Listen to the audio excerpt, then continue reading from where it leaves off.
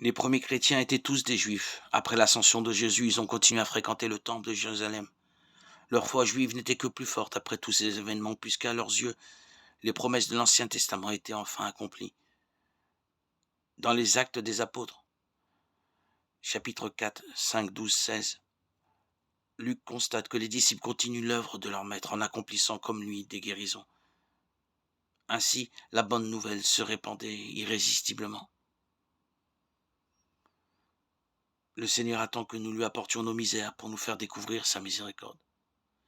Dieu d'éternelle miséricorde, ranime notre foi qui t'est consacrée. Fais grandir le don de ta grâce, afin que tous comprennent vraiment quel baptême les a purifiés, quel esprit les a fait renaître et quel sang les a rachetés.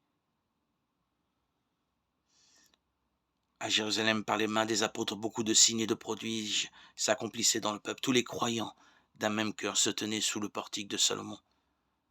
Personne d'autre n'osait se joindre à eux. Cependant, tout le peuple faisait leur éloge de plus en plus. Des foules d'hommes et de femmes en devenant croyants s'attachaient au Seigneur. On allait jusqu'à sortir les malades sur les places en les mettant sur des civières et des brancards. Ainsi, au passage de Pierre, son ombre couvrirait l'un ou l'autre. La foule accourait aussi des villes voisines de Jérusalem en amenant des gens malades ou tourmentés par des esprits impurs. Et tous étaient guéris. Livre des Actes des Apôtres, chapitre 5, 12, 16.